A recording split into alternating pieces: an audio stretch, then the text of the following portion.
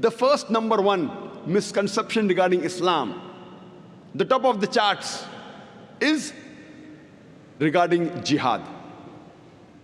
Today, jihad is the most misunderstood word regarding Islam. It is not only misunderstood by the non-Muslims, it is even misunderstood by many of us Muslims. Non-Muslims and many Muslims think that jihad means any war fought by any Muslim for any reason, whether it be for power, whether it be for wealth, whether it be for land, whether it be for language. Any war fought by any Muslim for any reason is called as jihad.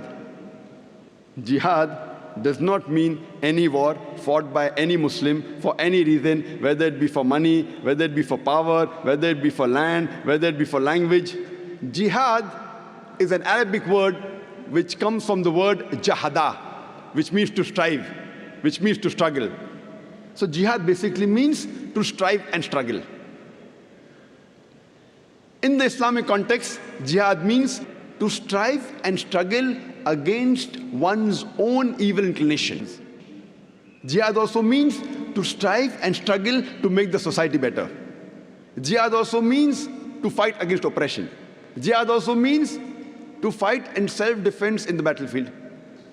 So jihad basically means to strive and struggle. For example, if a student is striving and struggling to pass in the examination, in Arabic, we say the student is doing jihad. He's striving and struggling. Many people have a misconception and they think that jihad can only be done by a Muslim. There are many verses in the Quran which say that even non-Muslim did jihad. Quran says in Surah Luqman, chapter number 31, verse number 14, we have enjoined on the human beings to be kind to the parents. In travail upon travail the mother bore you, and in pain did she give you birth. Immediately after praising the parents, especially the mother, the verse continues. Surah Luqman, chapter 31, verse number 15 says that, but if your parents do jihad, strive and struggle, to make you worship somebody else besides Allah subhanahu wa ta'ala, besides Almighty God, of whom you have no knowledge, then don't obey them. But yet, live with them with love and companionship. Here the Quran is talking about non-Muslim parents doing jihad, striving and struggling to make their children do shirk, worship somebody else besides Allah. A similar message is given in Surah Ankabut, chapter number 29, verse number 8, that we have enjoined on the human beings to be kind to the parents.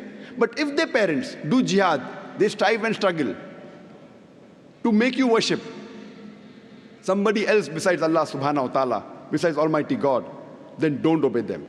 So here the Quran is talking about non-Muslim parents doing jihad.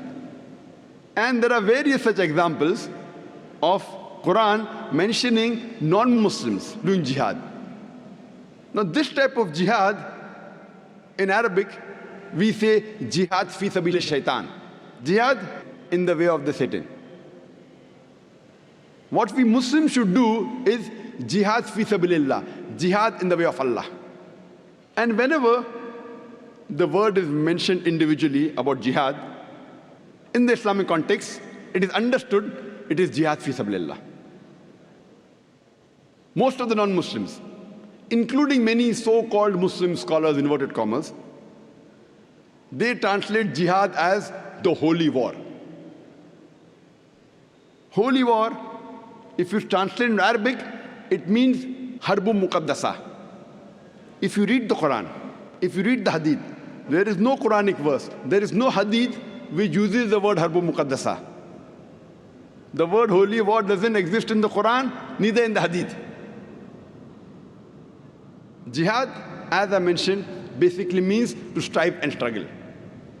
And one type of jihad is also fighting in the way of Allah subhanahu wa ta'ala. It is qital in the way of Allah subhanahu wa ta'ala. But jihad doesn't basically mean a war. One type of jihad, there are various jihad for nafs, one type of jihad is fighting in self-defense in the way of Allah subhanahu wa ta'ala. If we see the history of the Prophet Muhammad sallallahu alaihi wasallam, the first 13 years of his prophethood that he lives in Makkah, there were many Quranic verses that were revealed, all the Makkan surahs. Many a time in these verses, the word jihad was used. And never did the Muslims ever fight, physically fight. Only when they migrated to Medina, then the wars took place. But yet you find the word jihad in several verses of the Quran which were revealed in Makkah. Many examples I can give you. For example, Quran says in Surah Ankabut, chapter number 29, verse number 69, that those who do jihad in the way of Allah, those who strive in the way of Allah subhanahu wa ta'ala, we open up the pathways for them. When the verse was revealed, there was no war at that time. Quran says in Surah Furqan, chapter number 25, verse number 52, that do not follow the unbelievers, but do jihad against them. Strive against them strenuously with the Quran. That means you do jihad with the Quran.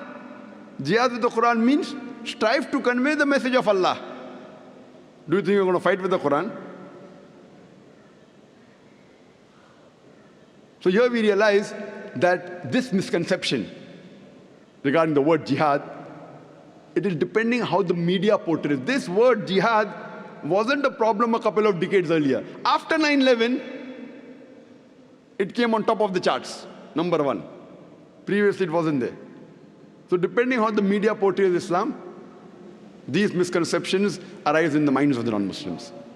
For more details on jihad, you can see my lecture, my talk, Terrorism and Jihad, an Islamic Perspective.